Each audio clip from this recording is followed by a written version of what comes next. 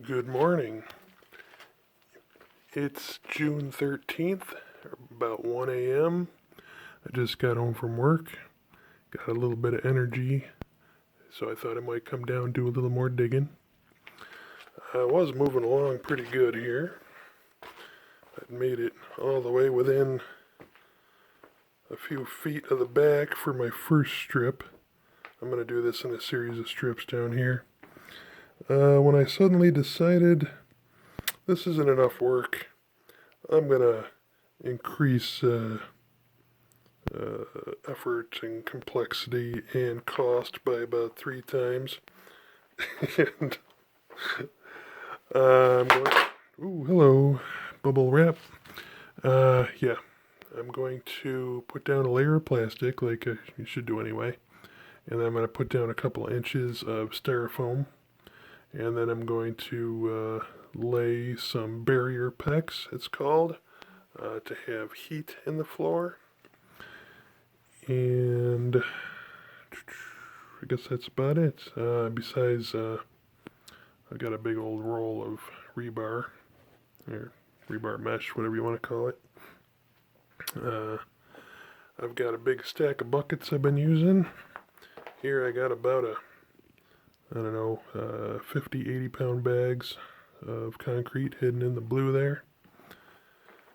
So what I'm doing is I'm filling up these buckets until I got 18 of them. So once I get 18 of them filled, I take them out, put them in my truck, and I got a spot I'll show you in the next video where I'm dumping. That's towards my next giant overgrown project. I got kind of a method here that's working pretty well for me. I'm doing a 9-foot swath from one side to the other. And that's only because the styrofoam comes in 4-foot widths, and my first strip of concrete is going to be 5 feet wide. So I got to put at least 2 of the styrofoam boards down, so that I can have the overlap I need to get 5 full feet. So I'm going 9 feet across roughly, so I got a little extra area at the side. And first thing I do, well, I've got my laser level tripod here,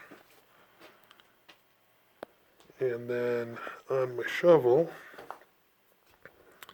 I got a few different marks here. I don't know how well this is going to show up on the video, probably not at all, but I look for where I'll get a little closer to the tripod so things show up better.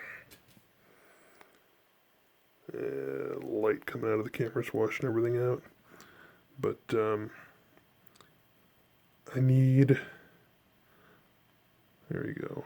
The red stripe needs to fall directly on top of the white stripe to know I'm deep enough.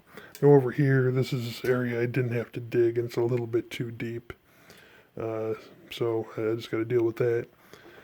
But as for the rest of it, I start by digging a couple of like trenches all the way across that are perfectly level, or as close as I can approximate. I do that a couple of feet apart. Here I did one here. I did another one about there. I don't know how well this is showing up on camera. Probably not at all. And then I clear out the area between, and I can sort of keep an eye on the depth of the little trench, so that sort of gets me close. As for right now, I'm trying not to get too fussy with flatness, because I'll just drive myself mad. I got to get the majority of the material out of here first, and then I can get a flat bottom shovel and get a little fussy. Because basically, I don't want any little pits or anything, because when I put that foam board down, it's got a certain amount of rigidity, and when I put the concrete on top, I'm sure it's going to push it down. But the less little chasms I have is the less potential for failure points, I guess. I don't know. Makes sense to me. I'm not an expert at this. I do a little bit of everything. As I expand my channel, I'm into all kinds of stuff. I work on houses, I work on cars, work on vehicles, tractors, whatever. Just whatever interests me at any given moment. So I got tools for damn near everything. Let's see, was there anything else I wanted to tell you? I don't think so. But yeah, so far, wife hasn't been down. She is unaware of what I'm doing. I can't remember my first video. I think I posted it around June 3rd or something. And here we are on the 13th. And things are still moving along nicely. So I think that'll do it. Talk to you again soon.